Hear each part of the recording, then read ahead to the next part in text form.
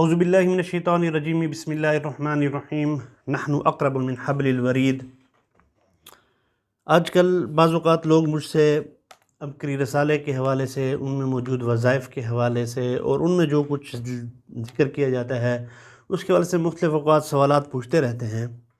مگر میری کوشش ہوتی ہے کہ زیادہ تر اس پر بات نہ کروں شخصیات کے حوالے سے، مگر بعض اوقات لوگ وظائف کی آڑ میں اور اپنی دکانداری چمکانے کے لحاظ سے لوگوں کے عقائد پر بہت زیادہ اثر انداز ہو رہے ہوتے ہیں۔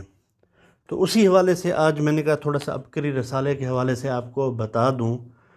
ایک تو عبقری رسالے کے حوالے سے، اور دوسرا وظائف، اسلامی وظائف کن شرائط کی بنیاد پر جائز ہیں پڑھنا اور کون سے وظائف پڑھے جا سکتے ہیں، اس کے حوالے سے بتاتا چلوں کہ اس بارے میں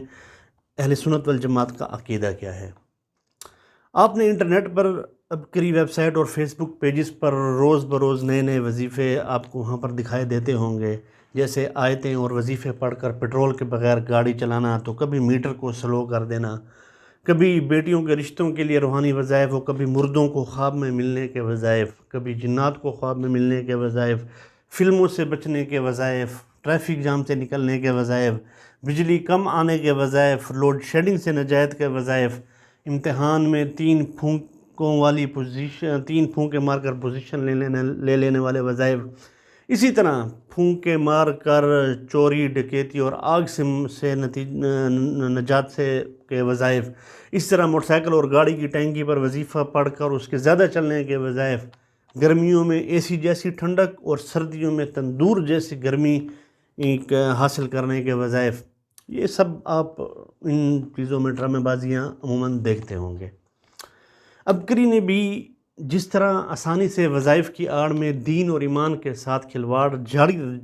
ایک سلسلہ جاری رکھا ہوا ہے، کمزور عقائد کے حامل لوگ، خواہ وہ کتنے ڈگری ہولڈرز بھی کیوں نہ ہوں، وہ عبقری کا سب سے آسان شکار ہیں اس وقت۔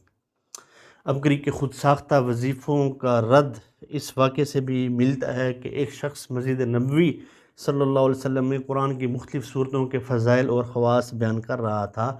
تو سیدنا عبداللہ بن عمر رضی اللہ تعالی عنہ نے اس کو پکڑ لیا اور فرمایا کہ اللہ کے رسول صلی اللہ علیہ وسلم نے تو ہمیں یہ خواص نہیں بتائے جو آپ بیان کر رہے ہیں، جن کے سامنے قرآن نازل ہوا، تمہیں ان خواص کی اطلاع اور علم وہ کہاں سے لیا ہے تم نے؟ تو اس کے بعد آپ رضی اللہ تعالیٰ عنہ نے اس کو زبردستی مسجد سے نکال دیا اور فرمایا کہ اگر آئندہ میں نے تمہیں اس مسجد میں یہ کام کرتے دیکھا تو سخت سزا دوں گا۔ تو عبقری کے حکیم طارق محمود صاحب جتنا جنات کے پاس گئے ہیں، تو میرے خیال میں تو اتنا تو جنات کو بھی پتہ نہیں ہوگا کہ یہ ہمارے پاس اتنی مرتبہ چکر لگا چکے ہیں۔ یہ عبقری نے پتہ نہیں کہاں سے کوہ کاف کی ایک ریاست دریافت کر لی ہے، جو لوگوں کو اس کو خیالی تصورات بنا دیے ہیں، اور وہاں پر لوگ ان کی جو سیر سپاٹے کر کے آتے ہیں تو لوگوں کو بتاتے ہیں کہ میں نے یہ وہاں پر دیکھا۔ تو موصوف خود کو جنات کا پیدائشی دوست بھی کہتے ہیں، جنات کی کہانیوں سے وہ لوگوں کو خوب بیوقوف بھی بناتے ہیں، اور ہماری جاہل قوم بیوقوف بنتی بھی جاتی ہے، اور زیادہ تر ان کی پیروکار وہ عورتیں ہیں جو خود کو عبقری والے حکیم کی مریدنیاں بھی کہتی پھرتی ہیں۔ تو ان پر حکیم صاحب کے وظائف کا بہت زیادہ اثر ہے۔ حکیم صاحب نے دواخانہ انڈسٹری کو رسالے کی آڑ میں بہت زیادہ مضبوط کر لیا ہے، اور بہت بڑی اب مارکیٹ وہ ان کی چل پڑی ہے۔ روحانی پھکیاں اور پتہ نہیں کیا کیا انہوں نے، اچھے بڑے پڑھے لکھے لوگ بھی حکیم صاحب کی محافل میں شرکت کرنے کے لیے جاتے ہیں، اور ایسے من گھڑت وظائف لوگوں کو بتلاتے ہیں کہ سادہ لوگ اور جہالت کے دلدادہ لوگ ہر مسئلے کا شارٹ کٹ لینے کے لیے عبقری کے پھندے کا شکار ہوتے چلے جا رہے ہیں۔ دراصل لوگ فٹافٹ اور شارٹ کٹ کے چکر میں ہیں، ہر مسئلے کا حل وہ عبقری کے اندر ڈھونڈتے ہیں۔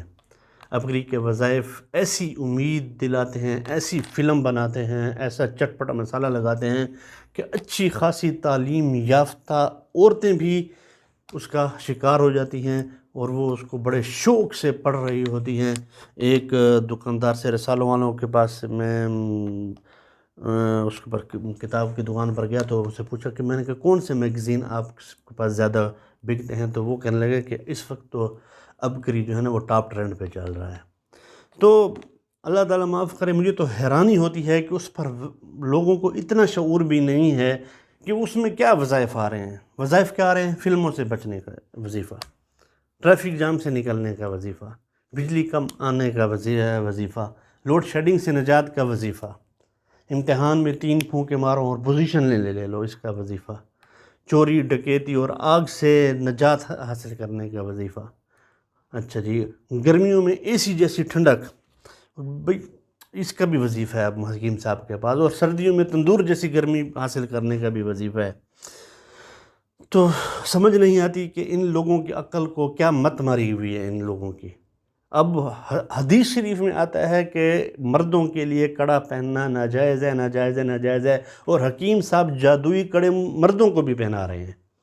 کہ بھئی جادوئی کڑا پہن لو، ہر مصیبت سے آپ کی نجات ہو جائے گی، بیماریاں آپ کے قریب نہیں بڑھیں گی، مصیبتیں آپ کے قریب نہیں آئیں گی۔ یار اللہ تعالیٰ اور اللہ کا کلام اور حضور صلی اللہ علیہ وسلم کہہ رہے ہیں کہ میرے مسجد میں آؤ، قرآن شریف پڑھو، یہاں سے حاصل کرو، آپ کے سب مسائل حل ہوں گے، اور یہ سب جی مردوں کو بھی کڑے پہنا رہے ہیں۔ تو ان جیسے لوگوں کو سوچنا چاہیے، اپنی عقل پر پتہ نہیں پردے پڑے ہوئے ہیں کیا ہیں، سمجھ نہیں آتی، تو سمجھ نہیں آتی ان کو کیا کہا جائے۔ اب موصوف کی جو تحریرات ہیں، بیانات ہیں، اور ان کے جو رسالہ عبقری ہے، ان میں عموماً 3 چیزیں ہوتی ہیں: وظائف ہوتے ہیں، مجربات ہوتے ہیں، دینی مسائل اور رہنمائی ہوتی ہے۔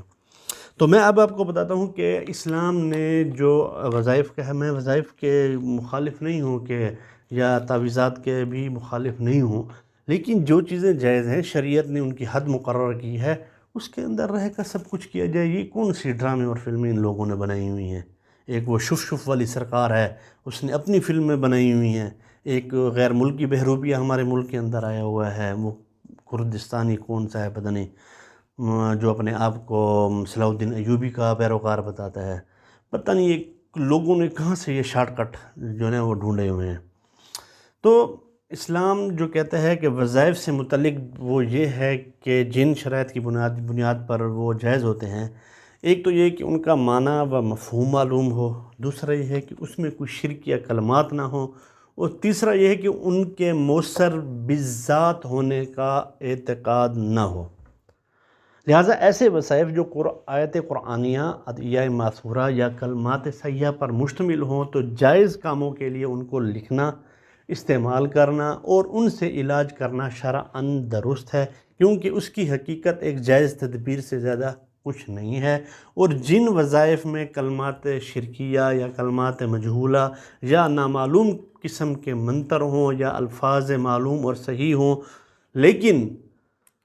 انہیں مؤثر حقیقی سمجھا جائے، تو ان کا استعمال شرعاً جائز نہیں ہے۔ دوسری بات یہ ہے کہ مجربات میں اگر کوئی خلاف شرع بات نہ ہو تو مجربات کے طور پر ان کے استعمال کی گنجائش ہے، کیونکہ ان کا تعلق دینی امور سے نہیں ہے بلکہ تجربات سے ہے۔ البتہ اگر ان کا تعلق طب یا میڈیکل سے ہو تو اس کے ماہرین سے رائے لیے بغیر ان پر عمل بھی مناسب نہیں ہے۔ ہر عمل ہر ایک کے لیے مفید نہیں ہوتا، مزاجوں، علاقوں اور موسم کے اعتبار سے علاج میں بھی فرق آتا رہتا ہے۔ اس لیے احادیث مبارکہ میں بھی جن بعض اشیاء کے بہت سے طبی فوائد آئے ہیں، علماء کرام نے لکھا ہے کہ وہ بھی ہر ایک کے لیے نہیں ہے بلکہ موسم، مزاج وغیرہ کے اعتبار سے فرق آتا رہتا ہے۔ اس لیے صاحب تجربہ سے رائے لیے بغیر از خود استعمال نہ کیا جائے تو بہتر ہے۔ اور تیسری بات یہ ہے کہ دینی اور شرعی بات کا مستند ہونا ضروری ہوتا ہے، اس لیے کہ اس میں مستند علماء کرام سے پوچھ کر اور مستند کتب میں دیکھ کر ہی عمل اور نقل کیا جائے۔ اب حکیم صاحب کی تحریرات، بیانات اور ان کے رسالہ میں بسا اوقات دینی باتیں غیر مستند نقل کی جاتی ہیں،